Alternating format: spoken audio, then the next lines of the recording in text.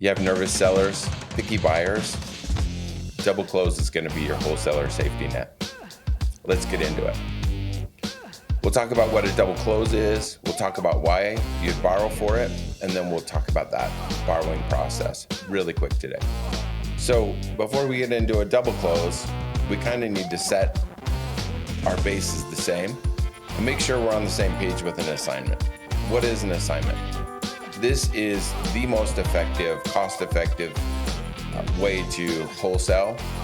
Double close is an alternative solution when an assignment's not the right thing. So an assignment, you have wholesaler, we call him B in this scenario.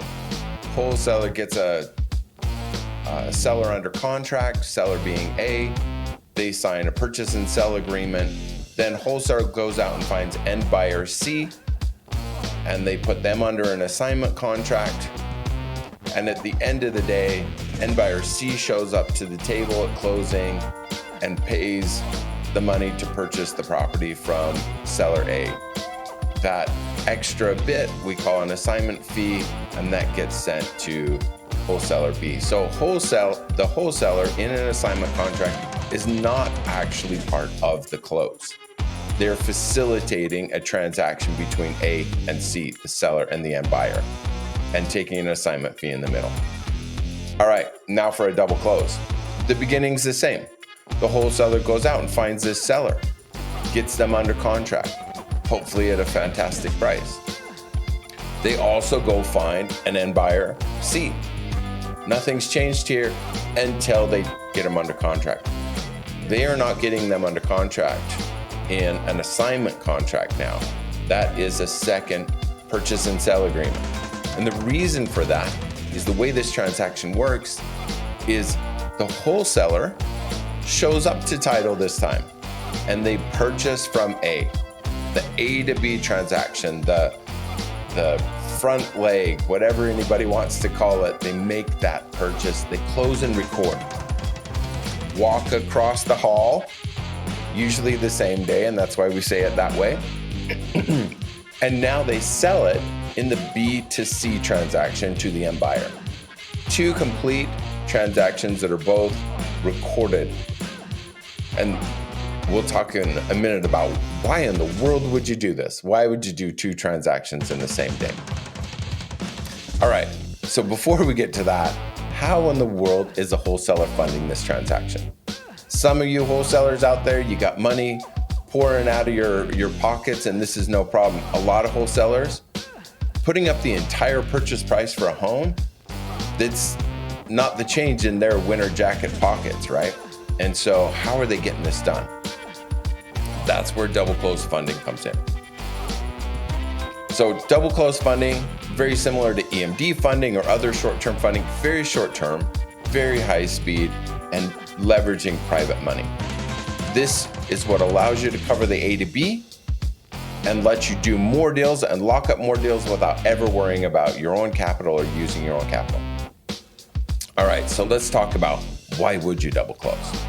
There's probably a ton of reasons for this, but I'm going to talk about the most common ones. The most common reasons to double close is that you purchased incredibly well, you're selling it to an end buyer, and you've created a really good sized assignment fee. Now, that's because you did an amazing job. But when you show up and all of that's on the same HUD, and your seller is seeing what the end buyer is actually paying, your end buyer is seeing what you're really buying it for, and how large that assignment fee is, sometimes you get some people having problems with that. Everybody's happy with their transaction until they see how well somebody else is doing, right? So in a double close, you're able to separate those off. You close with the seller doesn't know the end buyer price. Then you close with the end buyer, they don't know what you bought it from the seller for. Of course, everybody can look that up long after the fact, nobody really will, but it allows the transaction to move smoothly. The second reason is to avoid state law conflicts.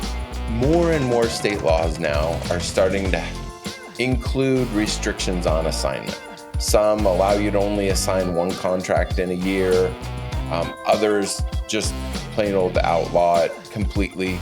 Wholesaling doesn't get us around every one of these new laws, but wholesaling is an option that gets us around some of these problems with assigning contracts. Another reason similar to that in a sense is that a real estate agent, typically on the sell side, the seller's real estate agent, in that purchase and sell agreement, added a clause that essentially does not allow assignment. And they won't sign an amendum where you're trying to add that capability back in. So you can't assign the contract. Well, instead of just throwing up your hands, well, you just double close it. All right? And the last one, sometimes there are buyers that won't buy on assignment. And this is more commonly when the buyer is a fund and they have certain restrictions where they only buy on a purchase and sell agreement. Well, in that case, then you double close with the seller, and now you have a straight up purchase and sell agreement with that end buyer and not an assignment contract. So there's a number of reasons why this comes in incredibly handy, and probably 10 more that I didn't have listed here. All right, so how does the funding work on that A to B side? How does the wholesaler go out and get that money? Can they get it fast enough? Can they get enough, right? We'll talk about our process, probably very similar to other private funders' processes. First, apply online. Hit our website, throw in the basic information, throw the purchase and sell agreement so that we can check the facts. We review that, step 2, and then approve that, assuming everything fits our box. This is a much broader box than a lot of funding types, so most things tend to fit. Then we're sending an invoice essentially. When it gets close to the time that this double close is going to happen, we're sending an invoice to make sure that we're listed on the B2C close, to make sure that our funds are coming back with our small fee. So we're funding the A to B, we're putting money in to escrow, and we're sending an invoice to make sure that comes right back on the B2C side when the wholesaler is selling it and the end buyer is making that purchase.